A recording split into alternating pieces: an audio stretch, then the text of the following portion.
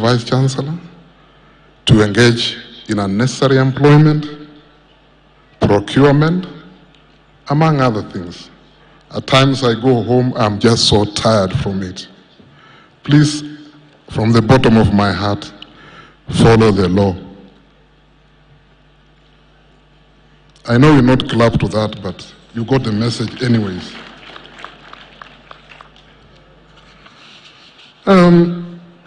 We are a country known as a place of Mulembe. Mulembe means peace. I want to recognize that we have come from diverse communities in this country. We are different tribes. We are people with different aspirations and different ideas. And as we say in scholarship, everybody is right. And therefore we have made our office to be open. We listen to criticism, positive and negative. And therefore that's the secret where we are coexisting. That's why the unions have given me peace. Let's maintain that. Finally, I wish to extend my heartfelt gratitude to all stakeholders for your collective support that has been instrumental in our journey. Together, we have navigated challenges, we celebrate achievements and build stronger future. I wish you, particularly the students, and the graduating students, the parents, lecturers and teachers, I wish you a successful graduation ceremony today and a joyous and Merry Christmas. May the Lord God bless you. Before I sit down, I wish to recognize the presence of other people. There is Dr. Salim Demo, Principal, Turkana University College. Oh, yes, the University Council of Turkana, Dr. Salim Demo. Where is he? Yes, he was going to be recognized anyway by the council chair. And the Principal of Turkana University College, Professor George Cheminingwa. Thank you very much for listening to me. Thank you. Another round of applause for the Vice-Chancellor. May I take this opportunity to welcome the Chair of Council, not the Pro-Chancellor. So forget that we have already enthroned her. She's going to talk to us as the Chair, and then she will invite other guests before she gives her comments as a Pro-Chancellor. Welcome. A round of applause for the Chair of Council. A round of applause, please. Thank you. Wow. Let me just take you all in. I think we have about 12,000 people here at Masinde Muliro. I'd like to just take a few minutes to just take you all in.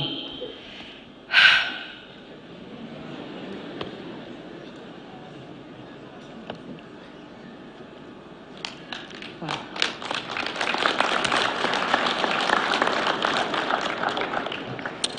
As a believer, it's become my tradition to say a word of prayer. And for those who don't believe, I excuse you, but let's just stand as I say a word of prayer right now.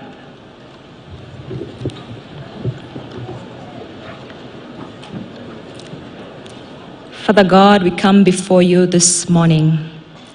We ask that you're present in this midst as we agree, as we deliver, as we extend, flex, and engage our minds this morning.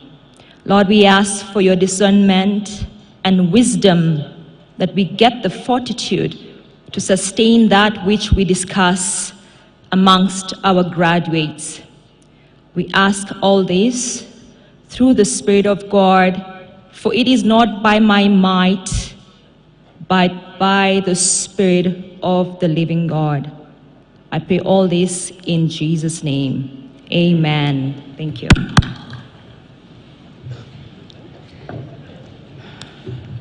To the Chief Guest, CS of Roads and Transport, Honorable Kipchumba Murkomen, Dr. Watane representing the PS of Higher Education, Beatrice Inyangala, Doctor, members of Parliament, the members of the University Council, and by the way, let me make sure they stand.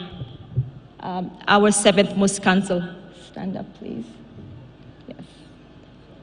Yes. These are the 7th most council who have made sure today the graduates are graduating. Let's give them a... Thank you. To the members of the University Council, as we have said, and other neighboring universities, thank you for visiting us.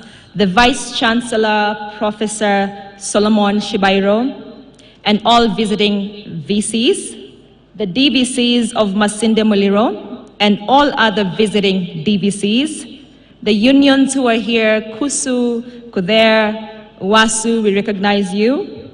To the parents who are here to support their kids, can we have you stand? We need to recognize you. Let us just see the parents who have brought these students. Let us see the parents. Wazazi, simameni tuwaone, tafadhali tuone. Thank you, thank you, thank you, thank you, thank you, parents, for supporting your students. Thank you. And I'd like to introduce also our special guests who have joined us to support you graduates today and the entire management. And I'll begin by introducing the council also. I serve in several roles today, but the council that is in charge of all the state corporations, over 330 state corporations of the Republic of Kenya. We have the chairpersons of Council of Chairpersons of the state corporations. Let me start. In that state, we have actually a council. So I'll start by introducing our chair, Mr. Irungu, Honorable Irungu Nyakera, who is also a chairperson of KEMSA.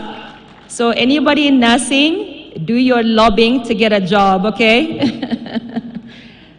We have Winnie, Madam Winnie. We call her the Q7. You know, she's an architect, but she's a chair of KENHA. So any civil engineers, that's your to-go person. We have Chair Owidi Odoyo, also chair of the Lake Basin as well, Lake Water Basin. We also have, I think, oh yes, no. We have our favorite, your son, Omwami from the region.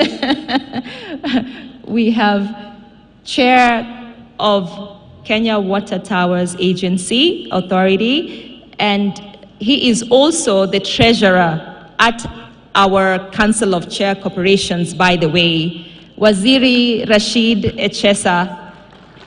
Thank you. Winnie serves as the Secretary General in our council. Did I forget anyone else? I can't see that far. But yes, thank you. Shout your name, because I can't even see the lights. Yes, we have another chair here also who is a graduate. Thank you so much. Thank you. Kenya Literature Bureau. Thank you. Thank you so much, Chair. Welcome. I'd like to also introduce very special other guests from the US. I think Kevin Onyona should be here from DC. If he's not, he's on his way. We also have Ed December from Australia. They've also come support us. Ed, where are you? Let's see you. Oh, thank you. Then we have also Chris Osore from Iowa, but also doubling up with Kenya. Chris Osore, he's also an architect. So students, these are the people you go to get your jobs as you graduate. And then we have other members from State House. Anne Lagat, Madam Anne Lagat is here. We have DG PPP Treasury, Mr. Chris Kirugwa. Stand, please. So the ones who have done finance, go to him to get a job. Thank you. Last but not least, I'd like to recognize my family. Yep, this beauty comes from somewhere. Let me recognize my mother, who is here.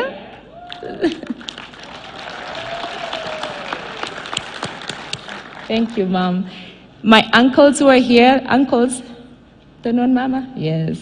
Uncle Amos Korir, Uncle William Korir, and then I also recognize other mothers who have raised me from Kajiado, Masai land.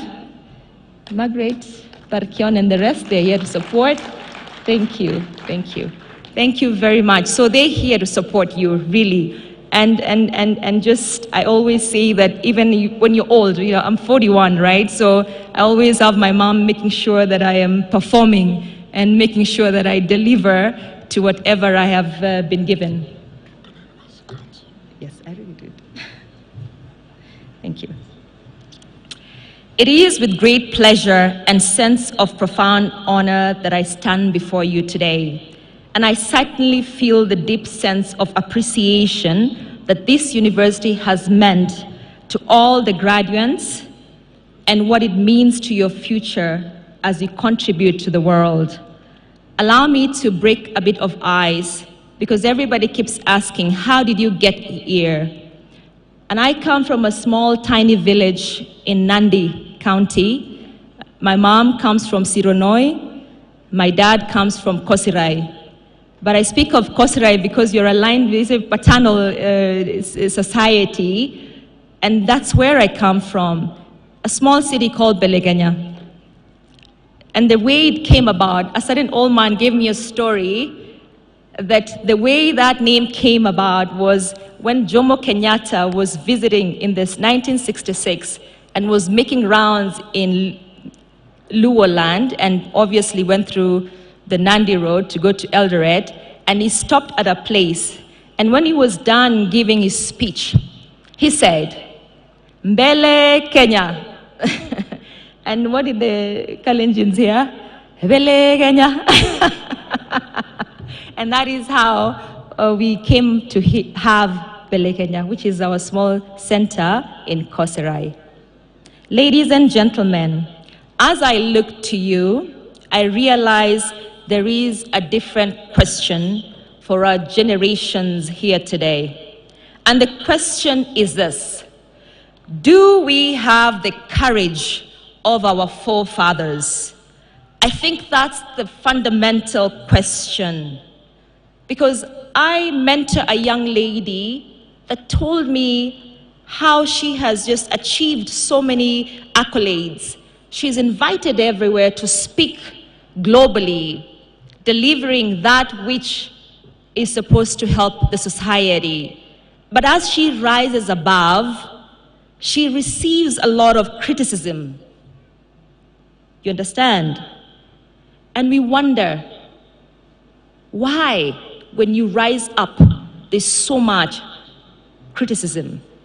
Now, there is no preparatory school for how to deal with this criticism.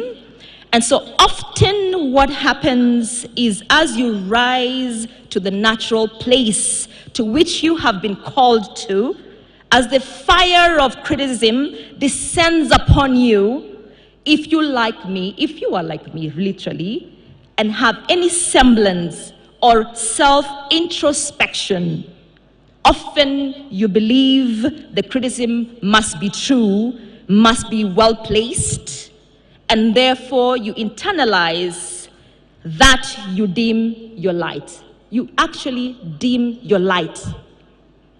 Imagine the cowards we must be to be born of forefathers who liberated the continent of Africa, only to be broken by someone who lives rent-free in your head.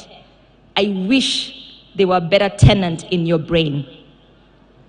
The question, I think, for our moment and for the season today is, do you have the courage to rise above? Will your life be more than a demonstration of someone else's opinion?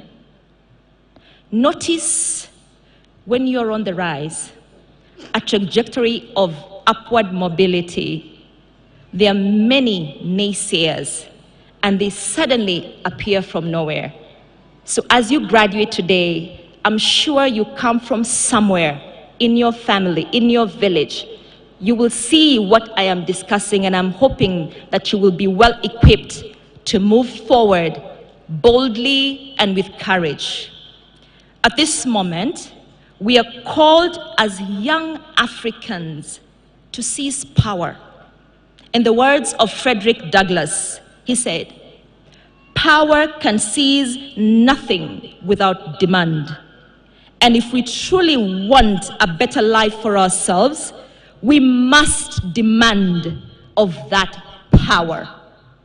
So if you want that job as you live here, if you want that board seat, if you want to create a job, you must do it.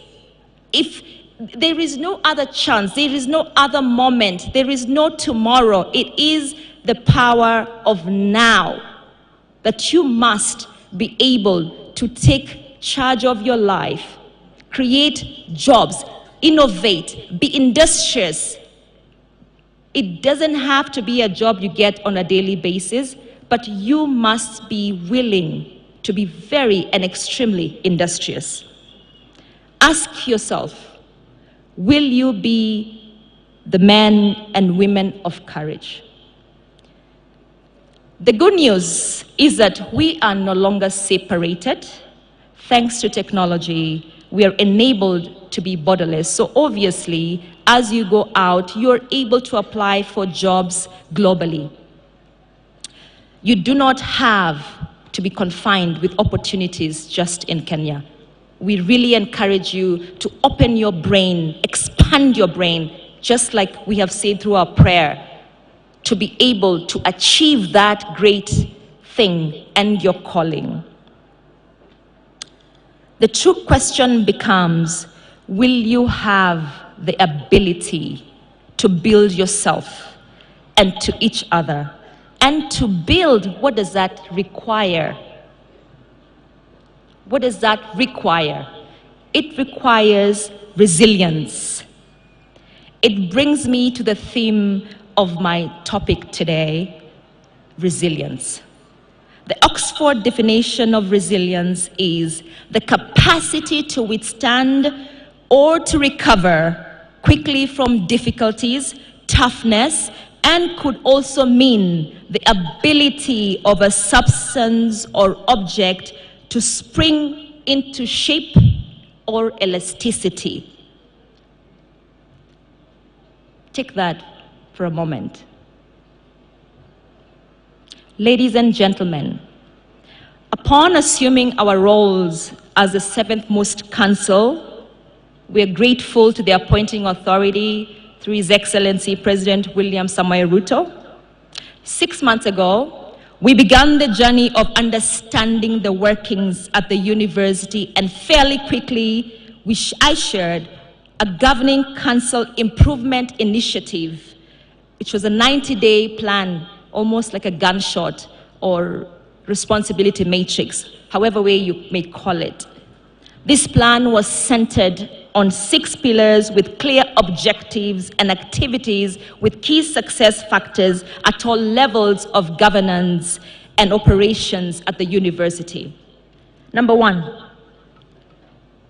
as the 7th most council, we said we would serve our most customer.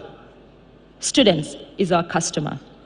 The objective was to connect our goals to our strategy and our mind to our purpose.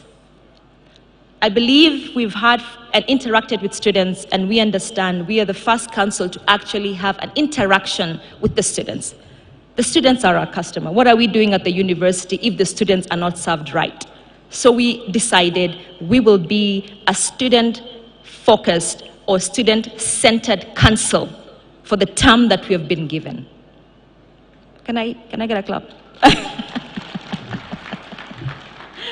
Number 2, culture enablement, empowering our people by enabling and commitment to exceptional performance by embedding rhythms and routines to ensure sustainability of new ways of working.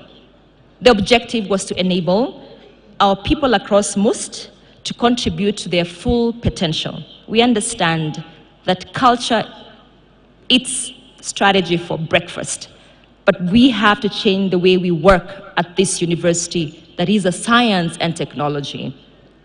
Number 3, processes and systems. Pursuing operating projection, our ambition obviously was to be 100% safety for our people, 100% value for our stakeholders, and 0% waste. Number 4, fourth pillar, innovation and technology. Objective was to deepen our improvement capabilities and ways for thinking to identify and systematically eliminate waste. Discover and automate, that is our goal. Number 5, revenue generation and sustainability. Implement revenue sources to enable self-sustainability, and the objective was to sustain, because as you know, there's a new funding model that has been given out by the new administration, and therefore we need to generate ways of bringing more income to make sure that most doesn't go obsolete but remains sustainable. We are working on that as a council. Number 6, accelerate social value. There's so much. You can see everybody here. We wanted to make sure the community of Kakamega was engaged with us as the only institution that is a breadwinner really in this region. So therefore, we must just provide excellence, and there is just no shortcut to that. The core values embedded in all these 6 pillars: excellence, customer focus, collegiality, professionalism, equity, accountability, and innovation. Those are our core values that really are holding the 7th Most Council, and we have cascaded it down from the management, down to the lecturers, down to the students. Thank you, VC, for leading that vision. Ladies and gentlemen, over the past 6 months, we have been able to lead most in different areas with ensuring adequate recruitment of teaching and non-teaching staff. We have fully substantive registrars who went through a competitive hiring process. Number 1, Registrar Administration, Dr. Igli Tsuma. Let's see her. Thank you. Number 2, Registrar Academic and Student Affairs, Professor Thomas Sakwa. Number 3, Registrar Research and Innovation, Dr. Collins Matemba. And finally, our internal auditor, Mr. Samuel Rotich.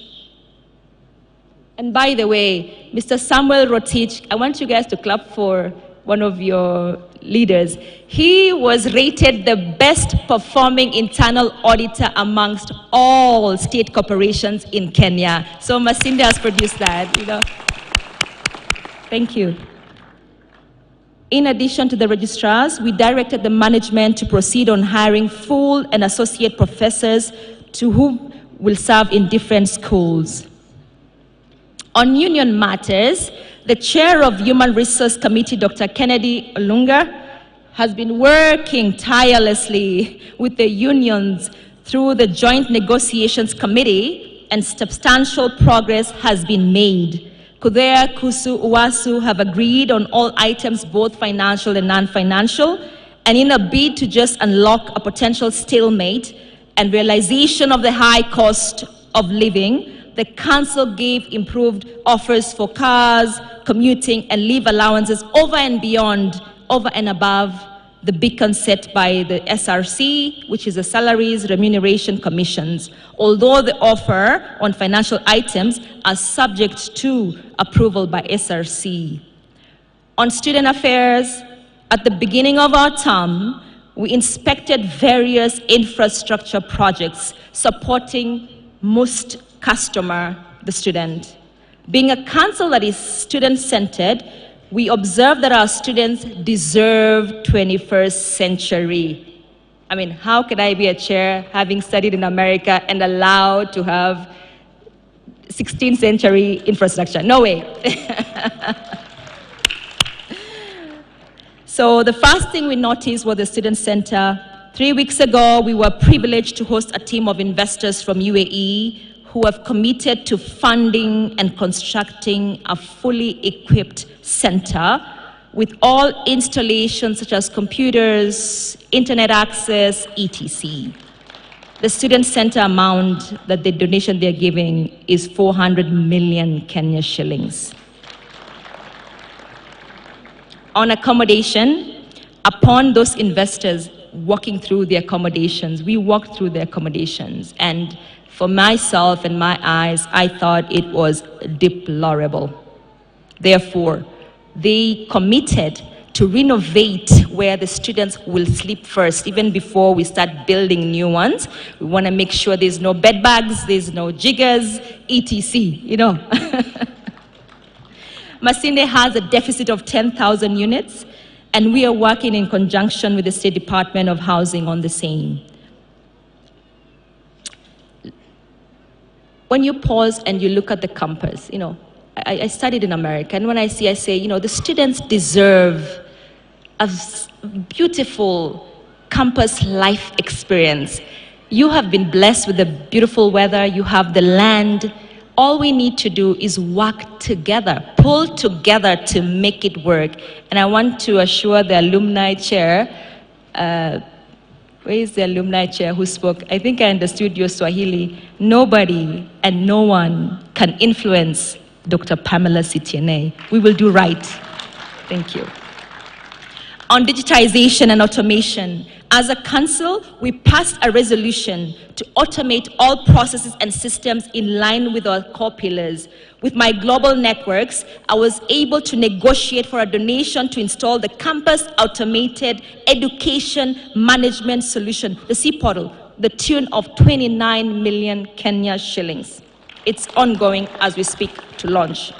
The system is able to produce different modules: admission management, fee management, online payments, hostel application, automated transcript processes, meaning ukikuwa Nairobi, you don't have to come all the way to Kakamega to collect your transcript. Utakuwa tu nyumbani unafanya Wi-Fi, unatoa your transcript, sindio? Yeah? Can I get a bigger clap? I'm not feeling it. Yes. And then to the students that have been complaining of missing marks, I don't even know what that is. I don't understand it. I'm still trying to understand how we have missing marks in the 21st century. It shall be the story of the past. Okay? Yes. The automation and digitization will enable accountability and provide efficiency, thereby sealing all loopholes of financial misappropriation. Ladies and gentlemen, since assuming office,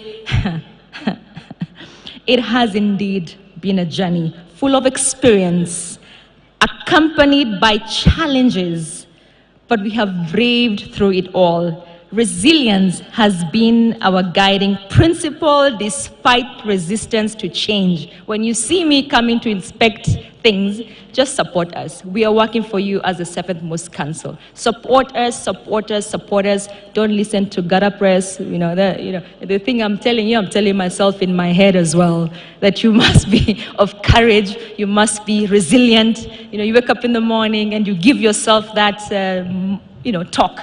Pep talk, you know what I mean? So we're here. As long as your heart is in the right place to do well for the students, everything else will add up. Our quick wins is obviously we decided as a council, we want to make sure we recognize our staff. Whether you're a lecturer, whether you're an admin, whether you are a domestic worker here, we will ensure that we recognize our staff as they work. And to that, even as I say that, let me just put it into action. I'd like to really recognize, as the VC has said, and in support of the VC, Dr. Sum Jerotich from the Trauma and Emergency Care Medicine. Stand up again. Let's recognize her. She has brought amazing. She is a vision bearer in support with Maltesa International Team headquartered in Germany, with the VCs and DVCs, together with other stakeholders in the administration. They've worked very hard to put a laboratory, and we ask Bwana CS to inaugurate it today as we open. It's fully functional, so we really ask him to be there today to open it up. The goal of that laboratory is to transform health in African training institutions through digital innovation. The purpose is to make most Africa's Center of Excellence in Emergency and Trauma. The objective of the project was obviously to develop, co-design and co-produce emergency operations center of excellence hub in Africa. You can see, like, if you get an accident, we don't get to see emergency care. You don't see a fire truck coming. You don't see an fast reaction. So we are hoping that this will be the center and the hub for this. Second is to enhance Africa's scientific, institutional capacities and networks. The other quick win, which I want to see the students who are graduating today stand up for this one. I want to see you stand. You have to stand. This one we have to stand. We have fought for you. We have to stand on this one. The 4,289 students, this council ensured that all students of the class 2022-2023 were able to graduate despite the fee balances. As we speak,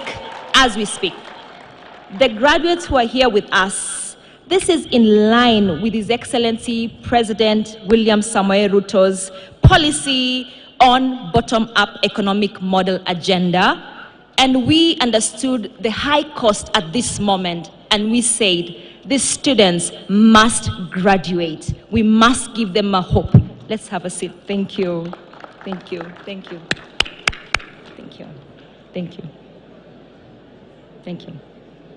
To the graduates, I pray, as you all leave the university, you are a better person, a better human being than you first came to Masinde Muliro University of Science and Technology. I urge you to be kind, for kindness is not a strategy, but a way of life. Remember, the rising tides elevates all ships. So what next? Where do we go from here? Where do we go from here? You should ask yourself that. Where do we go from here? There are three things I leave you that I learned from my mentor, Dr. Enos Banda, out of South Africa. And he said to me, number one, constantly question what it is you are seeing. Are you seeing segregation against race, gender, skin color, religion? Question what it is you are seeing. I'm very fascinated when I watch the news and I hear, the social media and of how we are all portrayed, particularly in Kenya when it comes to tribe, the story of who we are. And that messaging, if you just pause and block your ears from all the noise, that messaging is used to intentionally gaslight or wire us to see each a certain way. I must tell you, when I was installed as the chairperson, my own personal experience of Masinde Muliro University, there were local politicians speaking about my tribe. Why do we have a Kalenjin as a chairperson at Masinde Muliro University?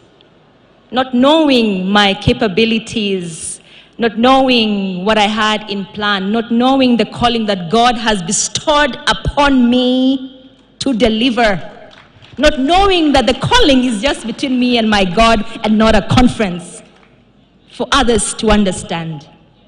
And it took the power of God to make me focus, to make sure that with this opportunity and the privilege to serve you, we delivered that which we promised when we took office. So they began to do a lot of gutter press, you see them, social media, you see them, this person is young, this person is this. But have you sat with me and drank a cup of tea with me? Ask yourself that. Because this brain is full of knowledge, global knowledge. I think I can say that. And I am able to deliver to this university within the next 3 years. Our term is 3 years. You will come and judge us one day. Thank you.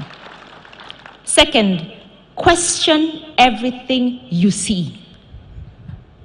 And there are 4 fundamentals to this. Number 1, perspective of hindsight. Notice how when you sit down with your colleagues or your friends or your politicians, it's always talking about the past. We must never allow the past to keep us there. Second fundamental, plain sight. What is barely in front of us? What is it? What is in front of us? Third fundamental is insight, observing what we have seen in the past and what we are currently. And lastly, foresight. We need to focus about tomorrow. And I strongly believe that this generation and our generation will have a challenge in doing so. But it's a conversation we must begin. And as you all graduate, especially the PhD students who are graduating today, we need to have a conversation on what will education look like in 2028. That's what we need to be discussing.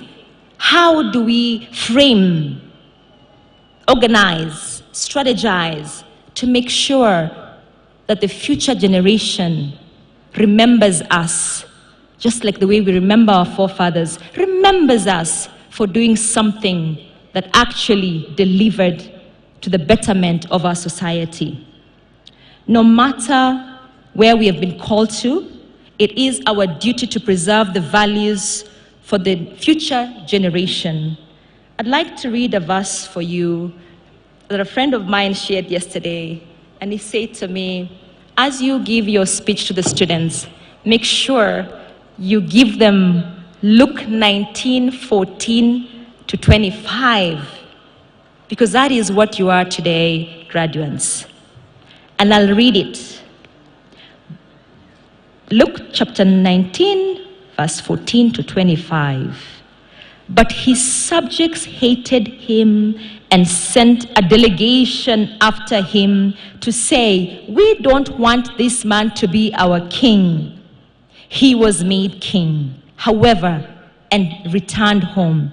Then he sent for the servants to whom he had given the money in order to find out what they had gained with it. The first one came and said, Sir, your mina has earned 10 more. Well done, my good servant, his master replied. Because you have been trustworthy in a very small matter, take charge of 10 cities. The second came and said, Sir, your mina has earned 5 more. His master answered, you take charge of 5 cities. Then another servant came and said, Sir, here is your mina. I have kept it laid away in a piece of cloth. I was afraid of you because you are a hard man. You take out what you did not put in and reap what you did not sow. His master replied, I will judge you by your own words, you wicked servant. You knew, did you, that I am a hard man, taking out what I did not put in and reaping what I did not sow? Why then didn't you put my money on deposit so that when I came back, I could have collected it with interest? Then he said to those standing by, take his mina away from him and give it to the one who has 10 minas. Today, the mina is your degree. Today, the king are your parents and the DVCs and the lecturers who have given you the knowledge that you deserve today as you graduate. The question will be, what have you done with your mina? When you leave here with your mina, what will you do? And mina was money in reference to the Bible, but today it is your degree as you leave here. What will you do with your mina? That is what I leave you today with. Feel very encouraged, feel very privileged. Let me stand as a hope to you. I am a testament of hope, so therefore be excited. Opportunities are numerous. like I said, globally, there are opportunities. Feel very empowered and encouraged, and the sense of just having a new life, a new leaf. As you break to your December, celebrate knowing that that January comes, you will hit the ground running as you explore other opportunities. To the parents who have sacrificed, perhaps you sacrificed land, your cows, perhaps you're in debt. We understand. I feel you. My mom had to do the same when I left to the US. She had to sell everything to make sure I attained the education I have. And she's here celebrating. She looks younger than me, by the way. So, parents, thank you for standing with your students, with your children, with your young men and women. Thank you very much for supporting Masinde Muliro University. We really appreciate you.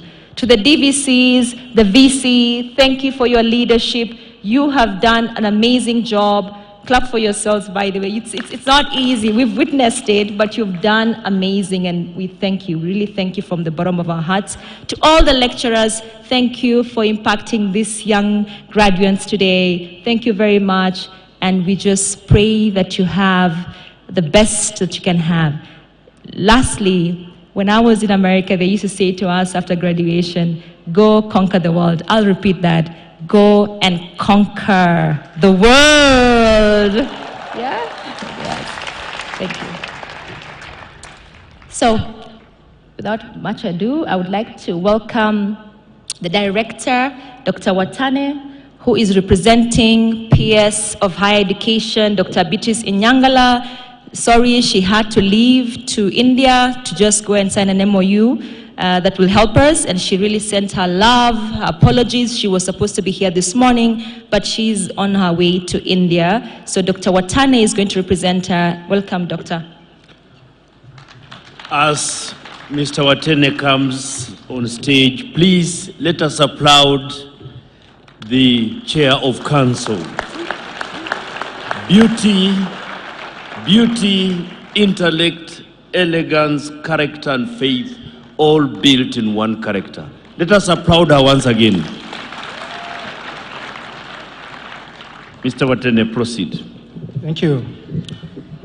Our chief guest, Honorable Kipchumba Murkomen, who is also our CS for Road and Transport, our Chancellor for the day, all invited guests, graduates, parents, good morning. I'm Dr. David Watane, and I'm Deputy Director, Higher Education in the Ministry of Education.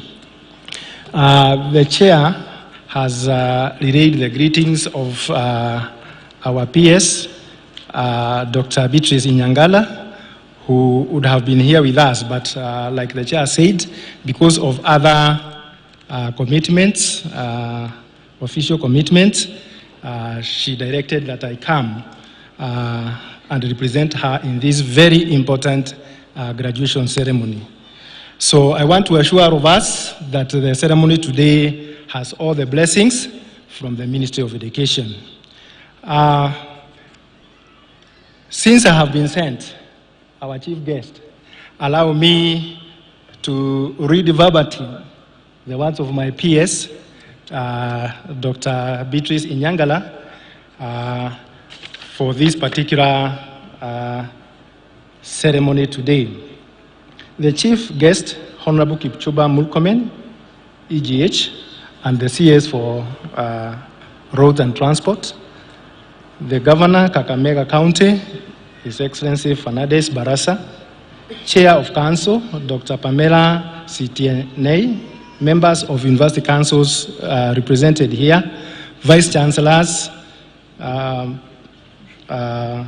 from other universities, Vice Chancellor Professor Solomon Shibairo, Chancellors of other universities also present, Deputy Vice Chancellors, honored guests, esteemed faculty members, proud parents, graduates, ladies and gentlemen. Good morning and warm welcome to each and everyone of you gathered here today to celebrate the remarkable achievements of the graduating class of 2023.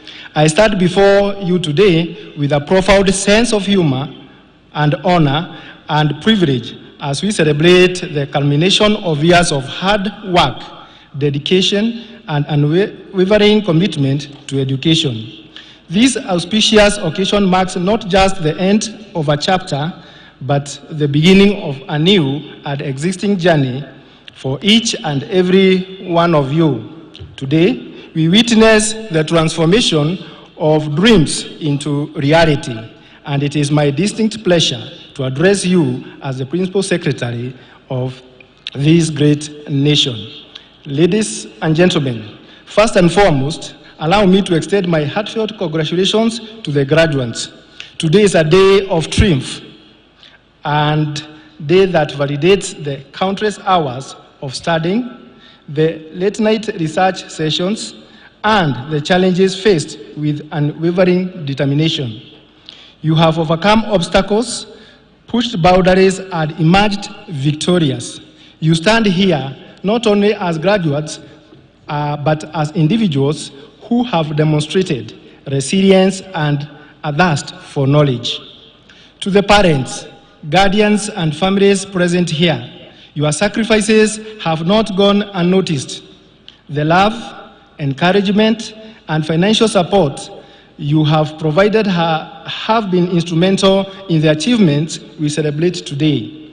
Today's success is as much yours as it is the graduates. Your belief in the power of education has borne fruit, and the fruits are the well-rounded individuals we see before us.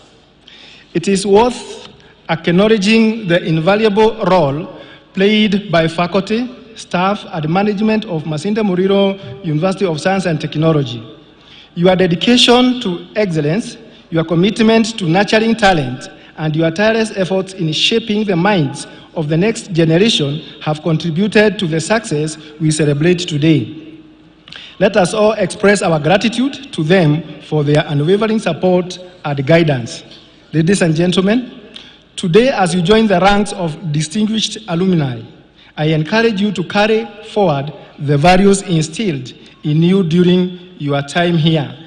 As you step into the world beyond the university gate, carry the lessons you have learned, the friendships you have forged, and memories you have created, and the experiences that shaped you. In a world that is continuously evolving, with challenges and opportunities alike, it is imperative to embrace change and innovation. Be resilient in the face of adversity and strive for excellence in everything you do. The skills you have acquired, critical thinking, problem solving, and effective communication are not just tools for the workplace, but pillars upon which you can build a fulfilling and impactful life. As you step into the next chapter of your journey, I challenge you to be agents of positive change, catalysts for innovation, and champions of social justice.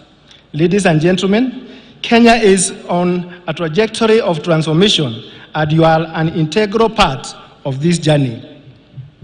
The knowledge and skills you have acquired during your time at Masinde Muliro University of Science and Technology will be the catalyst for innovation, progress, and positive change. It is my firm belief that the education you have received has equipped you not only to excel in your chosen fields, but also to be leaders and change makers in our society. As we celebrate the achievements of the graduating class, let us reflect upon the remarkable growth and development this university has experienced in recent years. This growth is a testimony to the collaborative efforts of the university community, a supportive government, and the dedicated faculty and staff. The transformative journey of Masinde Muliro University of Science and Technology would not have been possible without the substantial contributions from the government. Increased funding, infrastructure development and initiatives aimed at enhancing the quality of education has been the hallmark of the government.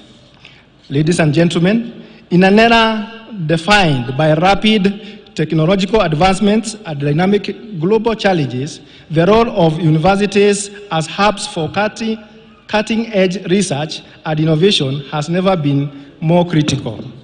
Research and innovation are the engines that drive societal progress and economic development. They pave the way for groundbreaking discoveries, technological advancements, and solutions to pressing issues. Masinde Muliro University of Science and Technology, with its expanding academic prowess, is positioned to be a key player in this arena. I am happy to note that Masinde Muliro University of Science and Technology is actively working on initiatives to further support research and innovation through establishment of research centers, promotion of collaborative projects, and enhancement of partnerships with industries and research institutions. As we move forward, let us embrace the challenges and opportunities that come with being at the forefront of knowledge creation. Ladies and gentlemen, I want to emphasize the importance of continuous learning. The world is evolving at an unprecedented pace, and your education does not end here. Embrace a lifelong commitment to learning, stay curious, and be open to new ideas. The ability to adapt and learn throughout your career will be key to staying relevant and making meaningful contributions to your chosen fields.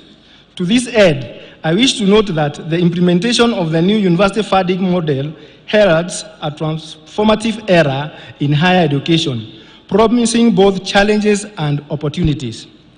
This model, shaped by evolving government policies and economic considerations, has the potential to significantly impact the financial landscape of universities. It will encourage institutions to diversify revenue streams, foster innovations, and enhance operational efficiency. The new funding model will play a pivotal role in shaping the accessibility and affordability of education, influencing student enrollment patterns and the overall quality of academic programs. However, challenges may arise as universities grapple with adjustments to budgetary allocations, potential shifts in priorities, and the need for strategic financial planning. The impact is likely to resonate throughout academic departments, influencing resource distribution, research initiatives, and student support services. As universities navigate this paradigm shift, adaptability and strategic financial management will be crucial to ensuring a positive and sustainable impact on the higher education landscape. In conclusion, remember that the future is in your hands. Go forth with confidence, determination, and the knowledge that you are the architects of your destiny and the future leaders of our national needs. You have been provided with the tools, and now it is up to you to use them wisely. Be courageous, compassionate, and visionary. Strive not only for personal success, but also for the betterment of our society and the world at large. Once again, congratulations to the graduates, and may God bless you all. Thank you. Let us applaud. Let us applaud, please. It is now my pleasure to invite our chief guest to address the congregation. Welcome, Waziri. Let us stand, please. Let us stand and applaud the guest of honor. It's okay, Professor. Thank you very much, everybody. Thank you very, very much. Please be seated. Dr. Watane, Deputy Director of Higher Education in the Ministry of Education, representing our peers higher education. Our Chair of the Council, of this university, Dr. Pamela Sitiene, the Vice-Chancellor, Professor Solomon Shibairo, the leadership that is here from both political leadership and community leadership, professors present, graduates who are here, both from PhD up to a diploma level, parents who are here, and the community. Good morning. Good morning again.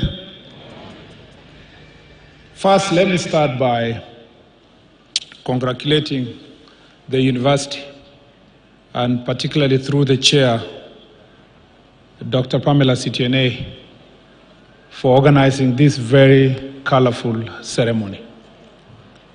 I want to also congratulate the students without whom we would not be here to celebrate anything except your achievements. Congratulations, well done. I bring you greetings from the CS of Education, Honorable Machogu, whom we serve together in the cabinet, a very passionate public servant who has served this country for many years, and who has the greatest responsibility at such a time as this to reform our education, especially higher education. Honorable Machogu, sitting with him in the cabinet, and with the president who has been a minister of higher education, they are both very passionate about turning around the fortunes of our universities, which in the recent past have suffered immense financial and administrative challenges. I can give you confidence, as part of collective responsibility of the cabinet, that this government is going to restore the former glory of our universities and university education.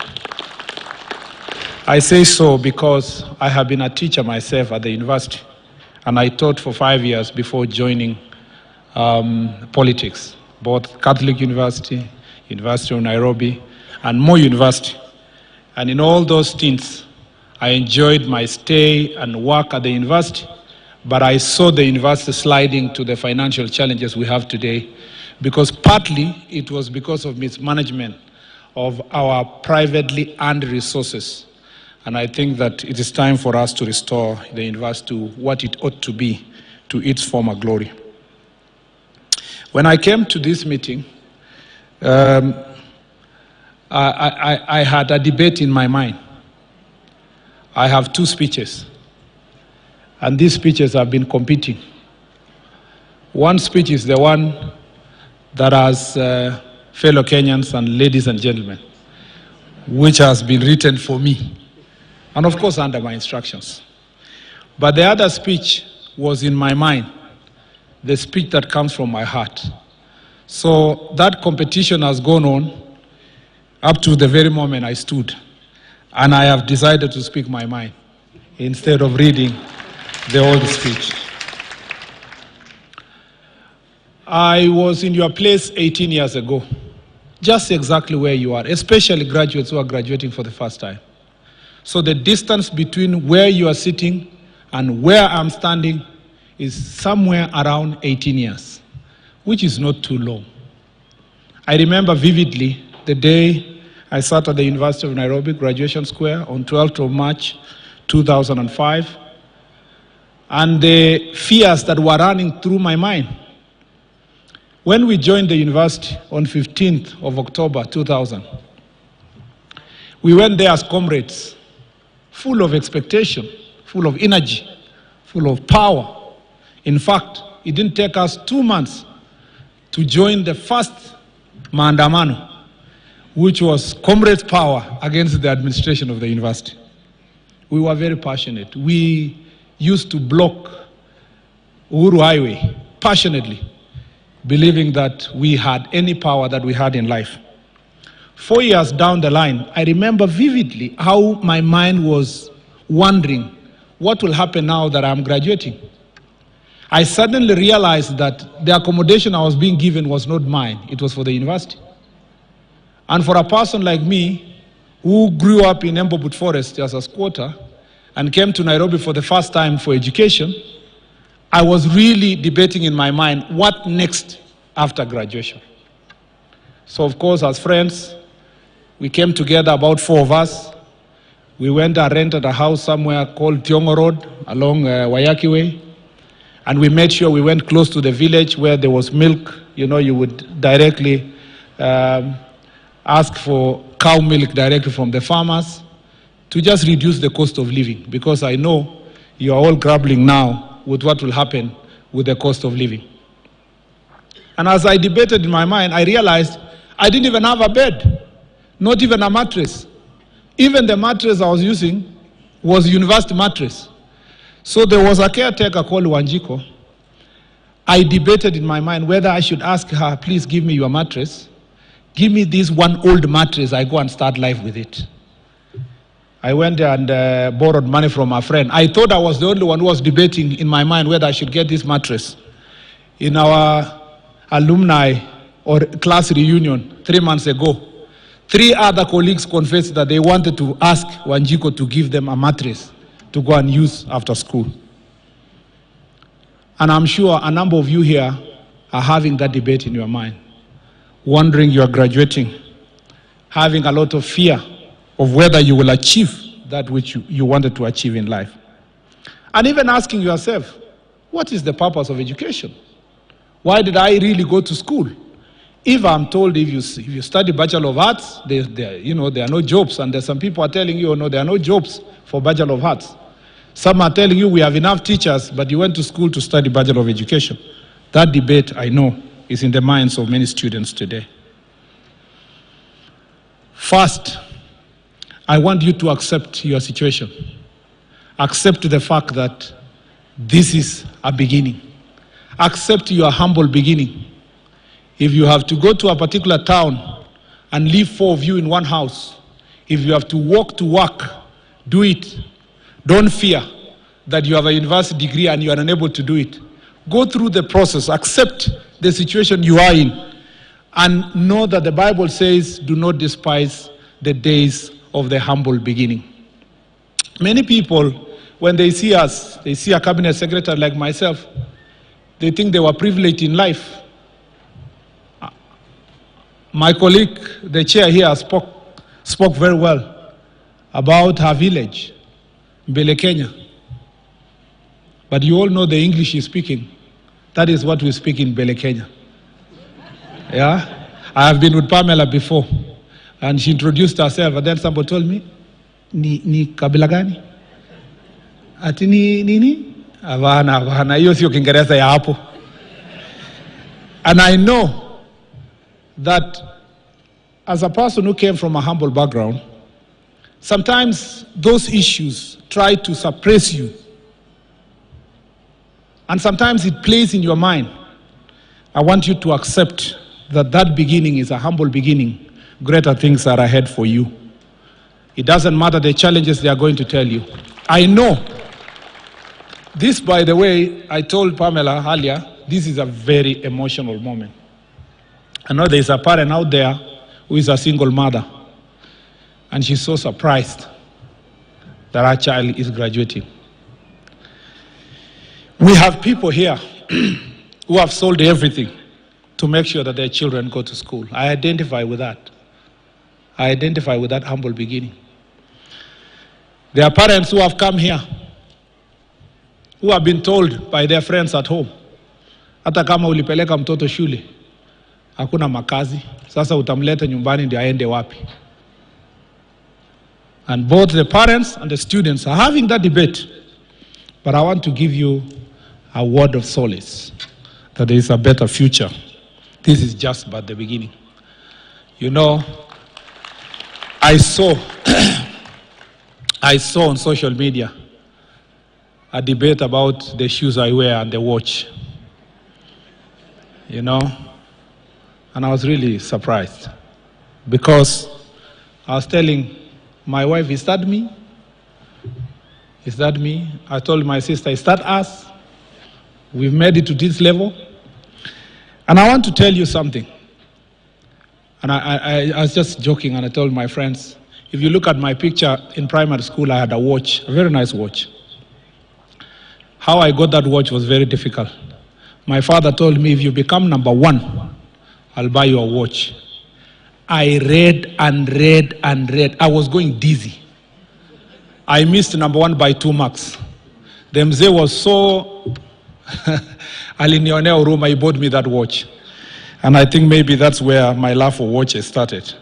But that passion, that background should never make us lose hope. Number 2, when you find yourself in the situation you are as a graduate and you're wondering what will happen, there are too many voices that come to you. There's a voice that's telling you the economy is bad, you're going nowhere. There's a voice that tells you others have been here, they never succeeded. See, the son of so-and-so is there, he doesn't have a job.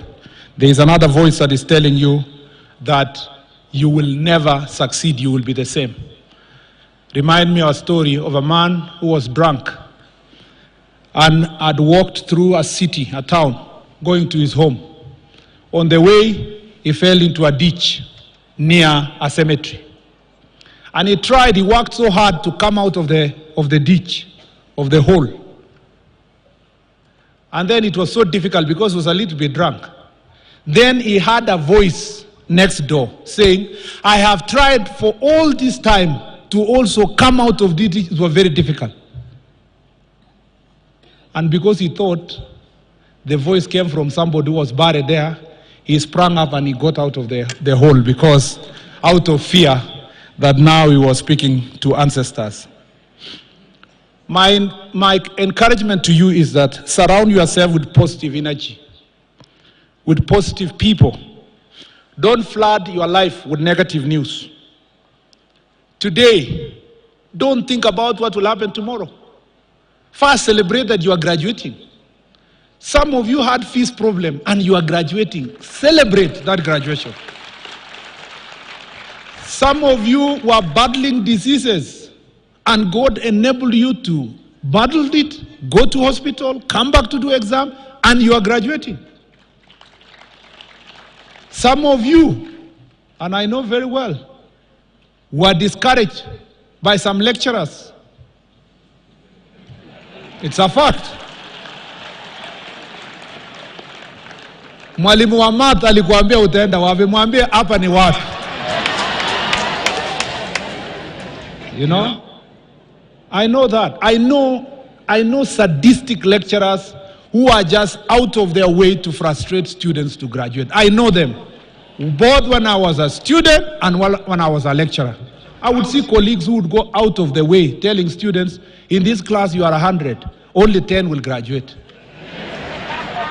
And to those type of teachers, if only 10 of 100 students graduate in your class, it is not the students who are a failure, you are the failure. Because you are the one who was unable to teach the students and to make them graduate. So serve at the moment. Some lady students here, had to battle sexual harassment. And I'm telling you, Dr. Pamela, I'm not saying this out of blues. Some students go through harassment of lecturers who are willing to give marks for sex. Don't look at me like you are ashamed, it is the truth. It's a problem that we battle, not just in one university, but all universities in this country. Celebrate the fact that you conquered, and I hope you do not succumb, and you made sure that you succeed at such a time as this. Don't surround yourself with narrow-minded people. You will end up being the people you hang around with. The Bible says in Corinthians that don't be fooled by those who say such things, for bad company corrupts a good character. Read, seek knowledge, seek advice from those who went before you. Listen to those who have made it. Spend your time, go to YouTube. Instead of wasting your time on Facebook and TikTok, watching comedians. It's good, sometimes I do. Because it's a time for me to try to relax my mind from the difficult times of work, but also spend time looking for good content that can edify you, can strengthen you, can make you a better person. Don't be intimidated by professionals. Don't be told that there are too many lawyers There's no room for you to practice law. We used to be told. And I remember at this point in time, as someone I preached in campus. And I know you are surprised that I was a preacher. Yes, I was. I remember that sermon very well, and I told my colleagues, the Bible records that there were 12 spies that were sent to go and spy the land in Canaan. Out of the 12, only 2 came back, Caleb and Joshua, with a good report. The rest of 10 talked about that place has giants, it has Nephilims, we will not succeed, we will not make it. And I told them, we are not going to Canaan because Canaan is empty. We are going to Canaan so that we conquer Canaan, because we are going to displace the Nephilims, the Jebusites, the all kind of sites, because we have the capacity, the courage, and the knowledge to be able to conquer the world. So when your chair says that you go conquer the world, I am not telling you you will get jobs because there are jobs that have not been occupied. You will get jobs because you are going to be better than those who sometimes are occupying those positions. Every opportunity that comes to you, grab it. When Paul spoke to Colossians, he said, whatever you do, work in all your heart as working for the Lord and not for human beings. He told Timothy, let no one despise your youth. Be an example. I know Pamela. Some people are wondering, this young girl, how can she be a chair of a council? Who does she know? If I was to speak to you, I would tell you what Paul told Timothy. Let no one despise your youth. Be an example. In terms of chairs of councils, be an example. I would tell the graduates today, let no one despise your youth. Be an example in everything you do. And I'm saying this out of experience. My father, who is a reverend, used to tell me, because his only podium was the pulpit, he told me, if you get a chance, because he's the one who tutored me to be a preacher, he told me, if you get a chance to speak and preach one sermon, preach as if you will not get any other chance to preach. And he told me, my son, I assure you, they will call you again. And I'm saying this to you graduates. You have asked me to ask the ministry to absorb some of you who are engineers to be interns. But some of you, you are given a chance to be an intern at the Ministry of Roads, or Kenya National Highway, or Kenya Rural Roads Authority, or Kenya Urban Roads Authority, but you play with that chance. You are always on TikTok, on WhatsApp. You are absent-minded. You are doing the little. You are leaving office before your boss. Grab the opportunity that comes. Make it impossible for people to dispense with you. I was in the office the other day, and I was told one of the ladies who works in the ministry is an intern. And I asked, how can intern be better than those who are already employed in this ministry? And I told the officers that work under us, make sure this girl doesn't live here. Find a way of keeping her in this ministry, this one, because of her diligence and hard work. You will get one opportunity in life. You will get an opportunity to become an intern. Somebody will give you an opportunity. A professor will give you an opportunity to be a researcher. An institution will give you an opportunity for a 1-month assignment. And that will determine whether you will stay in that institution for more than the 1 month, or you will be dispensed with after that 1 month. Grab that opportunity. It comes at once. Make sure you take advantage. Avoid complacency. Avoid familiarity. Grow yourself. Challenge yourself. Be better than what you found yourself to be at that point in time. The fourth issue I would say is trust the process. People don't become what they are. Nobody becomes a professor by just reading 2-3 books and become professor. Nobody becomes a professor. Don't just covet being a professor. Nobody. Even my friend Salasha, who is here, who is elected. No person, no member of parliament, despite the fact that you people despise him, can be elected without hard work. Trust the process. Go through that process. dirty your hands, roll your sleeves, go down the trenches, do something. Don't just sit there and say, I will be promoted, I will be a big person. You must be ready to do something. Life is like swimming. You only learn it because you are doing it. Don't be quick to achieve success. Success is not like instant coffee. Haven't you realized the situations where people who took time to hone their skills in silence, behind the scenes, they have done a lot to become who they are. When they get the platform to speak to the nation, people ask themselves, na ulikuwa wapi? It was there, it was being made. They were being sharpened. And I want you to understand that you will never be great by just sitting there waiting to be promoted.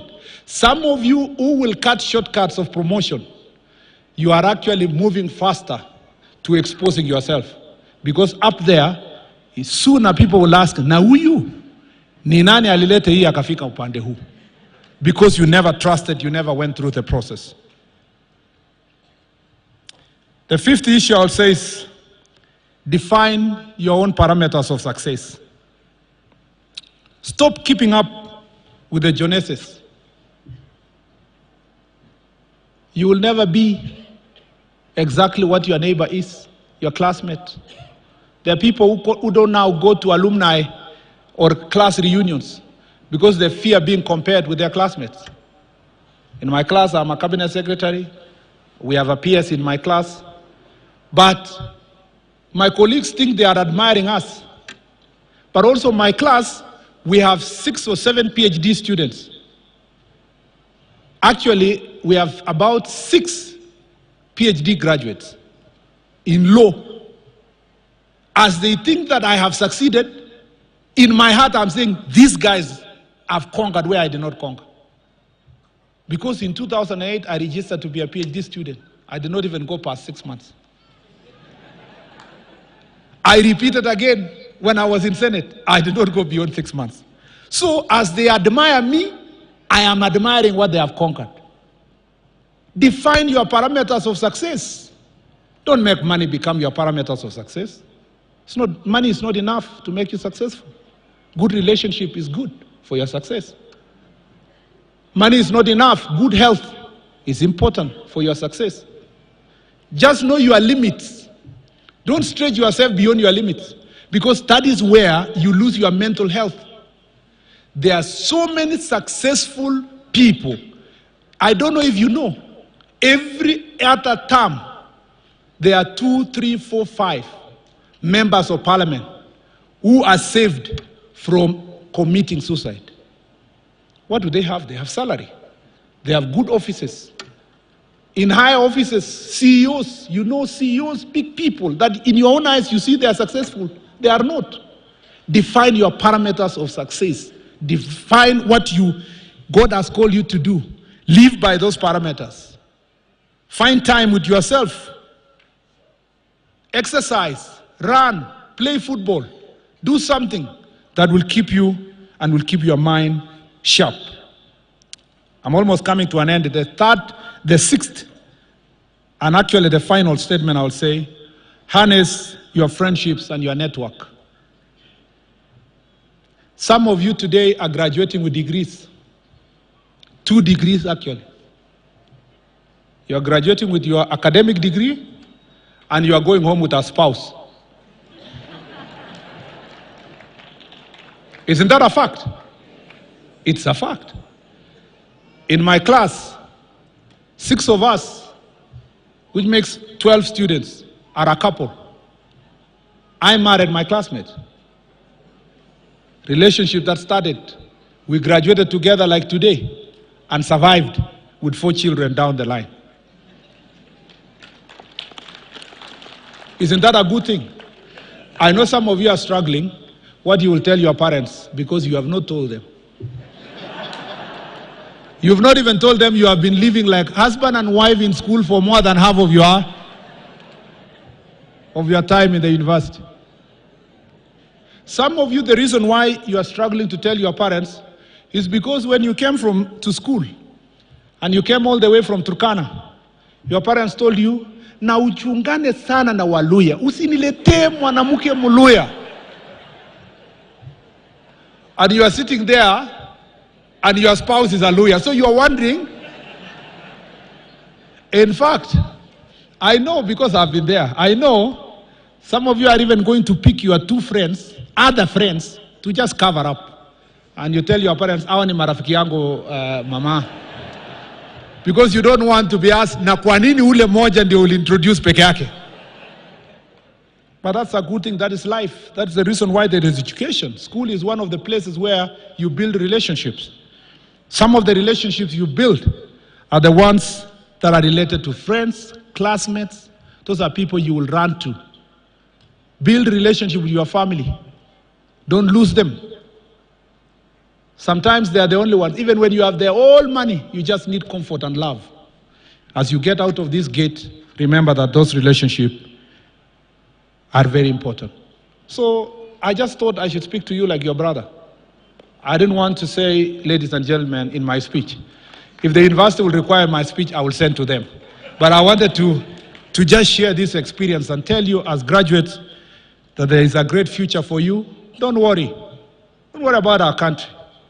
Our country is going to bounce back big time. Big time. I know we are political and we have different political sides. It doesn't matter. They say, if there is a leadership and government that is in place, pray for it because that is the welfare of your country. In the last 1 year, the president and those of us who are in leadership have worked so hard to make sure that our country does not slide to economic mess, especially the debt. Next year, I have good news. This country is going to bounce back in a big way. And even as we wait for this country to bounce back, be the contributor, be one of the persons who's going to play a role in making sure that this country is going to grow. So you will succeed. The other good news is that some of you are not going to live in Kenya. You will go with your struggling English like mine. You will come back like Pamela. You will come back like Pamela. Some of you who have no spouses, relax. It is appointed at such a time as this that your wife will be a Chinese. So therefore, God will cause a way that you will get a scholarship to go and study in China, and thereafter come home with a wife or a husband from Japan. And I just want to say that there are certain requests that have been made here, VC. Before I respond to the roads, please continue the trajectory of connecting the university and marketplace. There must be a close connection between the university and the industry, because that is extremely important. We don't want important universities where students are actually studying theoretically, and yet they are studying science and things that should be practical. Let's do everything to ensure, and the council supporting you, to make sure that there is a link between the university and industry. Number two, avoid, and this is something we've discussed in the cabinet, let us avoid localizing our university. MUST is not a university for Kakamega, and it's not a Luya university. This is an international university. It is just that it is located in Kakamega, because Kakamega also is international. Let us stop localizing our university. The disease that has really killed most of our universities as a country is making it local and capturing it with corruption, with ethnic capture, wastage, that has made it impossible for the universities to grow. The last thing I would say is that I am ready to support the university. His Excellency the President made a pronouncement about the bridge. We have done the costing of the bridge. We sent our designers, and they have designed the bridge. It's a bit pricey. It's about 241 million shillings to 241 million shillings, yes, to deliver the bridge, a proper bridge that people can walk through. I have asked the DG Kenya, while you were speaking, VC, to find ways of putting together some resources, even to start with, so that the bridge can start maybe March next year, so that we can complete in good time for our students to cross the road safely. It is our responsibility as a ministry. If it was not just for the financial challenge, this is an issue that we should have done long time ago. It is not allowed that this number of people are living in a particular place, crossing a road dangerously without having a footbridge. Therefore, we are going to correct. You have made a request for inside the school. That is not our job. Inside institution here, the tarmac, the cabro, the what, that's the responsibility of developer and the university. But because I was asking myself, why did you invite me here? Now I know why you invited me here. You had a plan. And so that the purpose of you inviting me here can become of benefit to the university, I have talked to Kenya Urban Roads Authority, and we are going to do for you, we put cabro the roads within the university so that the students cannot come from their hostels with matope to come to class. The last thing is that I request you as you go home, please let us observe road traffic rules. Let's protect ourselves from road accidents. Let's not board buses that are already full. In fact, be more careful now as you leave this graduation. We don't want to hear any of you or any of your family members having a problem. Because maybe you woke up 5 in the morning and your driver has not rested and you're driving again for another 8 or so hours. I pray that you become, if you see your driver is sleepy, just stop there and let him sleep. There's no problem. Getting home tomorrow safe is better than pretending that you want to get home today. The party can wait. If there was a party tomorrow, it can be done the day after. Let's observe road traffic rules. I have said publicly, and some people are making jokes on social media, there are drivers who are dangerously crossing flooded roads. El Nino is still there. This is just a small period of lull. It will come back in a week's time. I have put on notice all drivers, and it is the citizens who are also cheering them. If you see those videos you see online, people are cheering a driver to cross a flooded river, and they are taking videos. I have said that you will be charged for attempted suicide even if you cross that flooded road. You will still be held responsible for driving dangerously and endangering lives of Kenyans. And if there's nobody inside the car, even endangering your own life, it's the responsibility of government to punish you for endangering your own life. So let's be careful on our roads. The last thing I'll say about our road system is that I am emphasizing those who are operating illegal public service vehicles. Somebody is coming to stage, picking people, using their private vehicles, or they use certain unlicensed and registered vehicles. Please, that is dangerous. And I've asked the relevant agencies to make sure that they take full responsibility. That does not mean that you cannot give somebody lift. That's a different issue. It doesn't mean you cannot give lift to someone in your car. That's not the point. The point is there are certain vehicles that are operating as matatus without any registration as matatus, and they're endangering the lives of our people. Kwa hivyo nawapenda nyote, asanteni sana, salamia familia zenu, mujienjoy, wake up the next day to think about the next future. You enjoy first what you have achieved today. Once again, congratulations.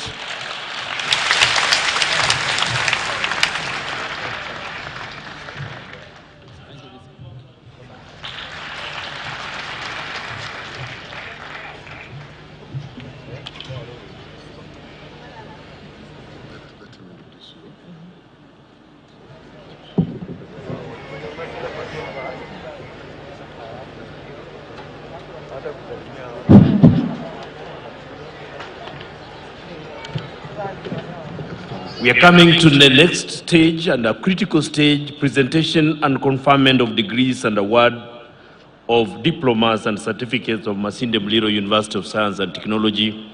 Vice-Chancellor, take it away. Before we do that, let's say a clap to the Cabinet Secretary. So we are coming to it, and the reason here for today, and none other but our Pro-chancellor. So join me in welcoming our Pro-chancellor.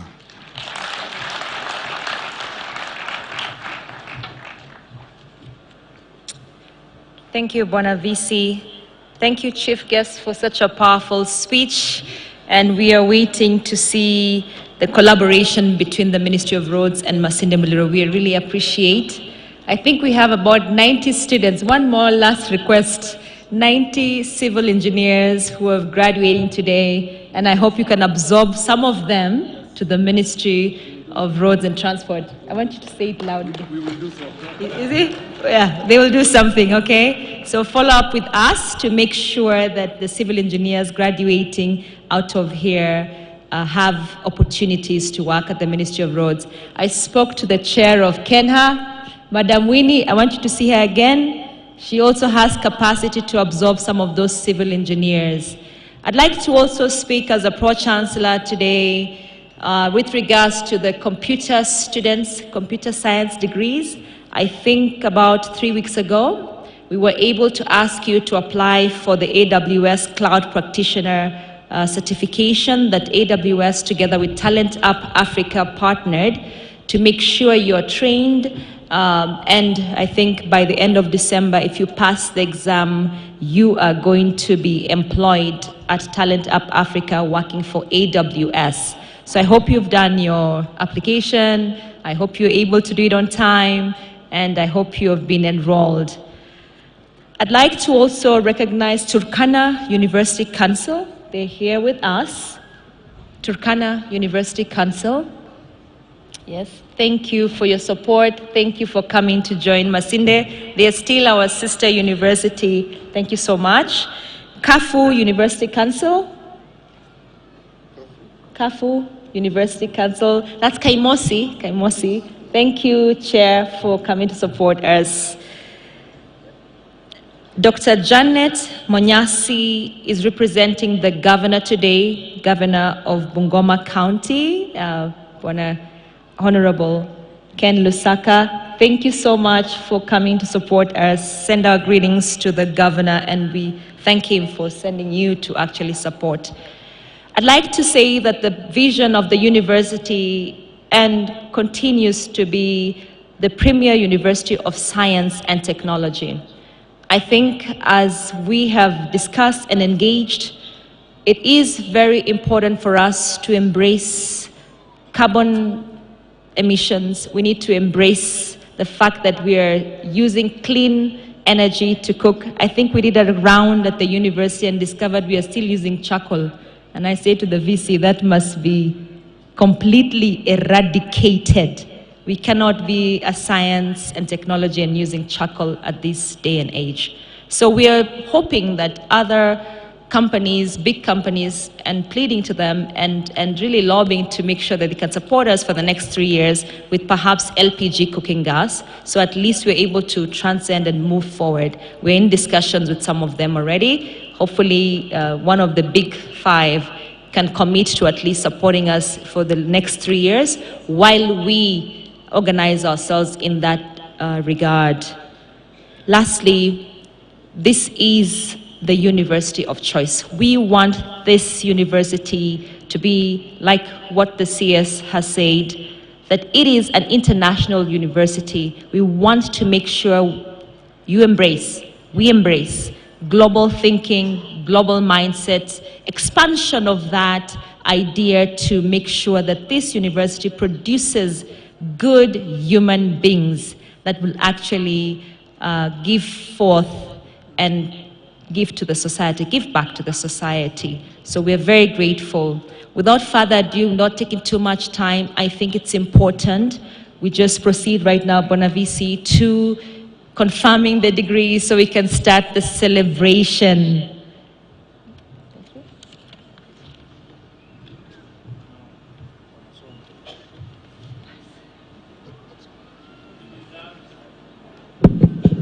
It is that critical moment when we confer the degrees and diplomas and certificates of Masinde Muliro University of Science and Technology.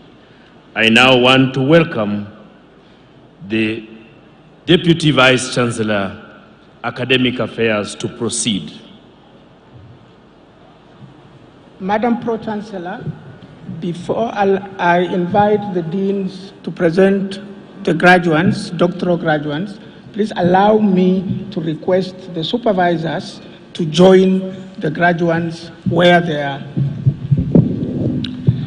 Madam Pro-Chancellor, may I call upon deans of schools to present graduates for conferment of Doctor of Philosophy degrees of Masinde Muliro University of Science and Technology in the following order.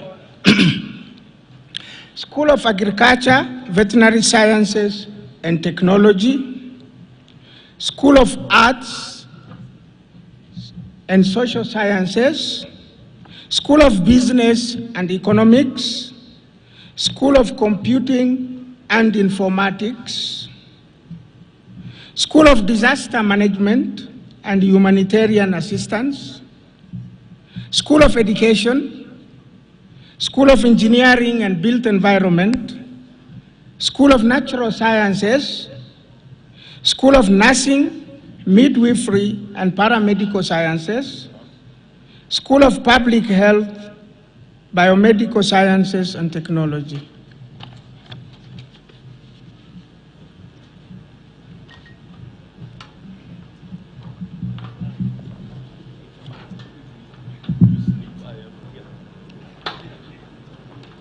Madam Pro-Chancellor,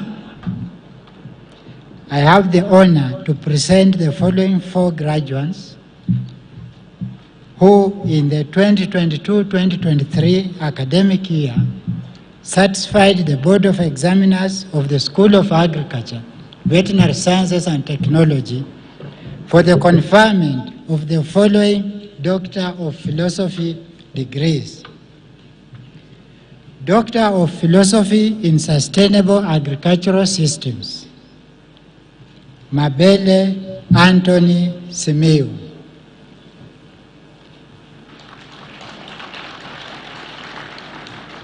Professors, Supervisors, Professor Hassan Were, Professor Francis Muyeho.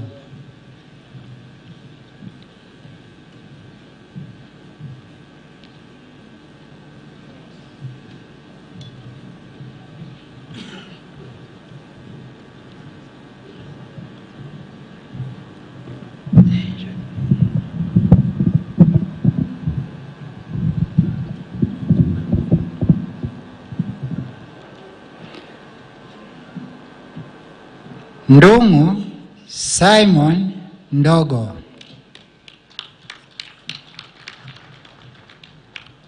Supervisors, Dr. Vitalis Ogema, Dr. Moses Tiga, Professor Philip Wandahu.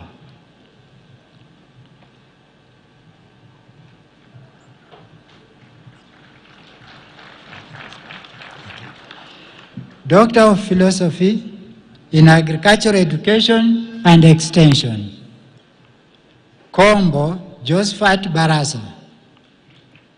Supervisors, Professor Alice Ndiema, Professor Jacob Wahungu. Doctor of Philosophy in Horticulture, Mafuta Jennifer Nangila. Supervisors, Dr. Rose Onamu, Professor Leonard Wamocho, Professor Solomon Shivairo.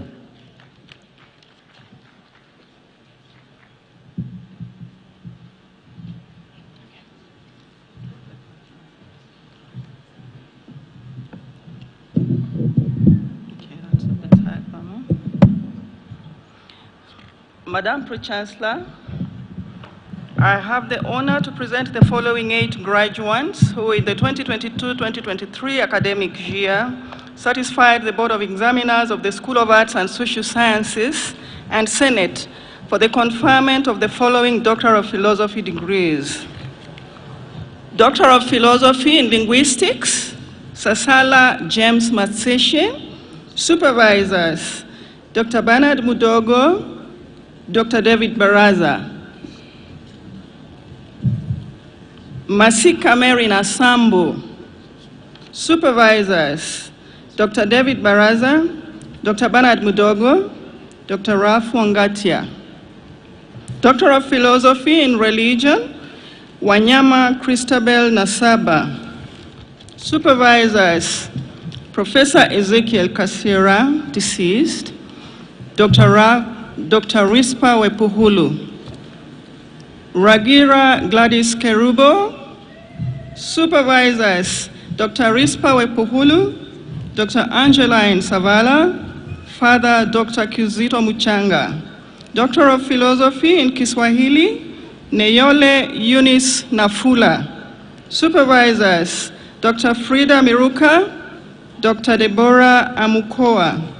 Doctor of Philosophy in English Language Education, Masinde Rose Ambio. Supervisors, Dr. David Baraza, Dr. Lucy Mandila. Doctor of Philosophy in Literature, Oduor Vincent Odhiambo. Supervisors, Dr. Jaira Somuteche, Dr. Wafula Yunjela. Doctor of Philosophy in Communication Studies, Chepngeno Judy. Supervisors, Dr. Lydia Anyonje, Professor Michael Kipto.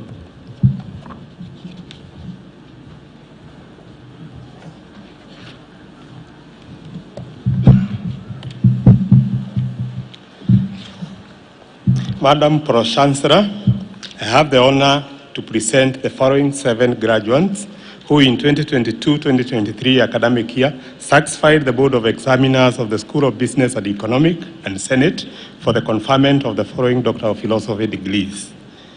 Doctor of Philosophy in Business Administration, Finance, Amila Edwin Abetsa.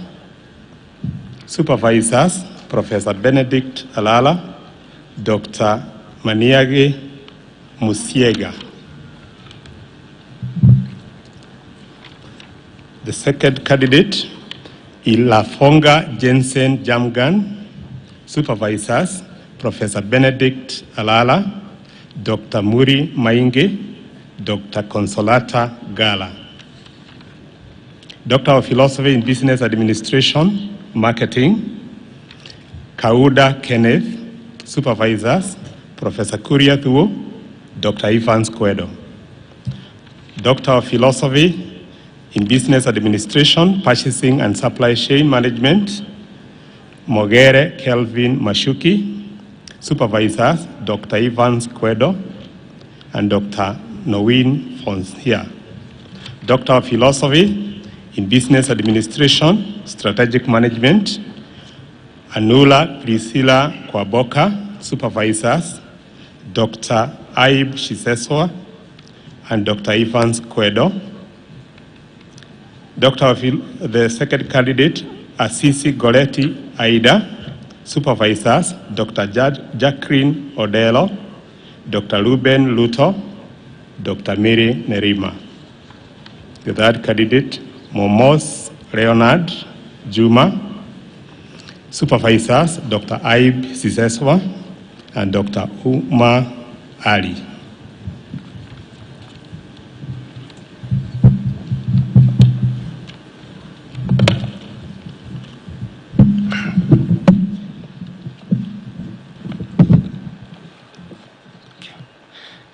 Madam Pro-chancellor, I have the honor to present the following 2 graduates who in the 2022-2023 academic year satisfied the Board of Examiners of the School of Computing and Informatics and Senate for the conferment of the following Doctor of Philosophy degree. Doctor of Philosophy in Information Technology, Shirandula Hussein Ayub. Supervisors, Professor Kelvin Omieno, Dr. Jasper Ondulo. Mogaka Stanley Ogamba.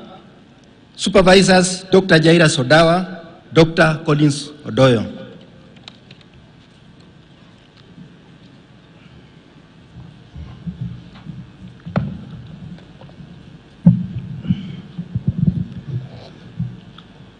Madam Pro-chancellor, I have the honor to present the following 12 graduates who in the 2022-2023 academic year satisfy the Board of Examiners of the School of Disaster Management and Humanitarian Assistance and Senate of the following Doctor of Philosophy degrees.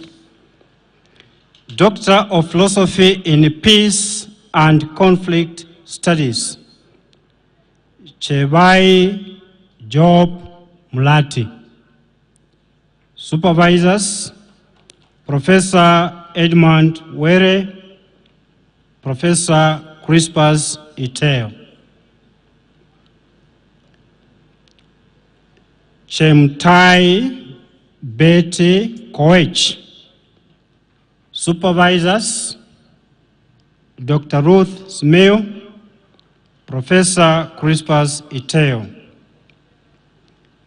Ekwenye Sebeti Ote. Supervisors, Dr. Smeo Roth and Professor Crispinos Iteo. Juma James Omondi.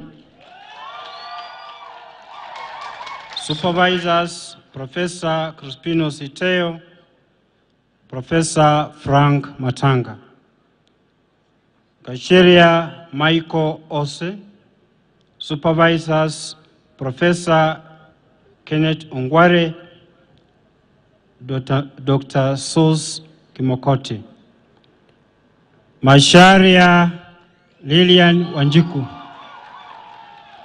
Supervisors, Dr. Ruth Smeu, Professor Crispinos Iteo. Oluteo Graham Amakanji. Supervisors, Professor Pontian Okoth, Professor Edmund Were. Doctor of Philosophy in Diplomacy and International Relations, Oyugi Winifred Award Winnie. Supervisors, Professor Pontian Okoth, Dr. Elijah Onyango Odhiambo.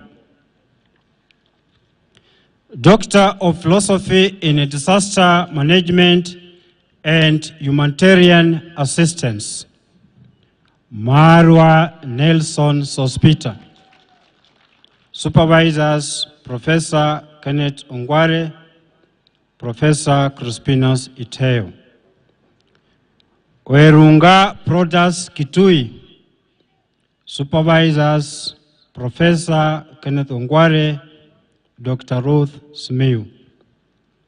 Doctor of Philosophy in Disaster Management and Sustainable Development, Opilo. 20th edition of the graduation ceremony of Masinde Muliro University of Science and Technology, and the institution, of course, the premier university in Western Kenya, the defunct Western Province, will be churning out 4,289 graduates now into the job market in the various 11 schools from the field of education, public health, journalism, and the other key courses, of course, and Kaduna Science and Technology. And of course, the ceremony has been graced by the CS in charge of infrastructure and roads here, Kipchumba Murkomen. We've seen here some guests too. And so as the graduates ranging from diplomas, degrees, masters, and PhDs are being churned into the job market, we also just have to speak to some of them. They could just move closer. Of course, they're actually really donning these beautiful gowns here. You just tell us your name, which school you are from, of course, here in Masinde Muliro, but which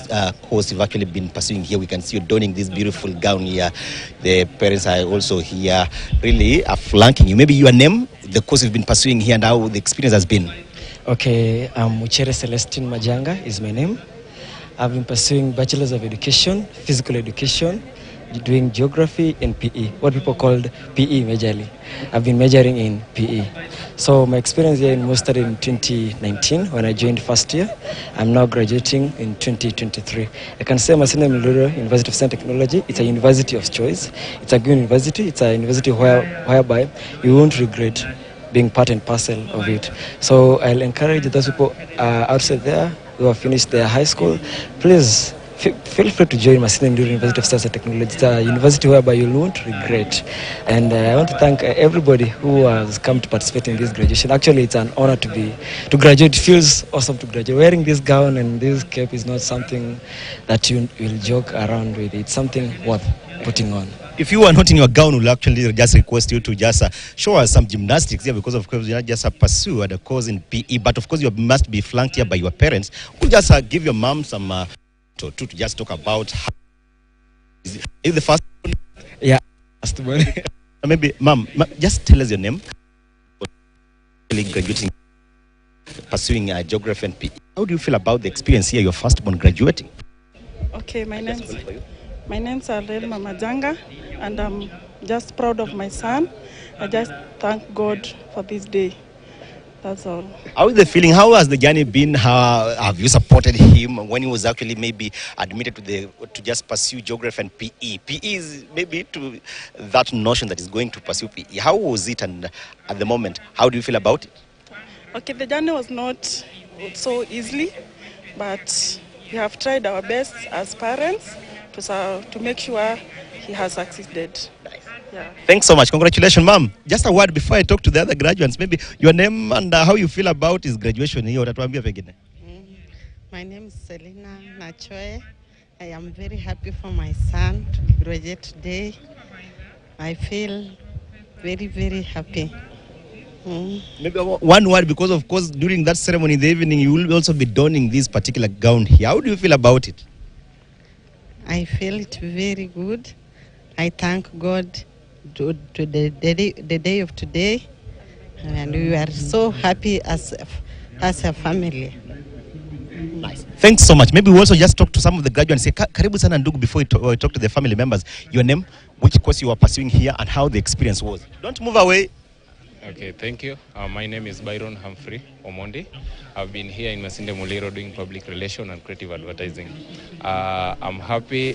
Today is a very joyful day, and we are happy for the efforts made by parents to maintain us in school and finally to come and celebrate with us, and alongside with other family members who managed to come around and enjoy this beautiful day with us. We are so much grateful. Nice. Yeah. Thanks so much. Congratulations. Maybe karibu sana ndugu. Maybe your name, you're actually donning this beautiful gown here. Which course were you pursuing here, and how the experience was here at Masinde Muliro University? I am Gideon Wanguche Ombango, and I've been studying a Bachelor of Education Arts. It has been a difficult journey, but I'm glad that I've finally worn this gown. It has been a difficult and daunting journey with a lot of challenges, of course, but in the long run, we are grateful. Nice. Yeah. Thanks so much. Congratulations. Maybe just one graduate here, because of course you'll actually be feeling so bad that the rest have actually spoken, and maybe just excluding him. Your name, which course you pursued, and how you feel about your final day here at Masinde Muliro University? Okay, thank you so much. In the first place, my name is Franklin Juma. I'm a student who pursued a Bachelor in Education Science, Mathematics, Chemistry.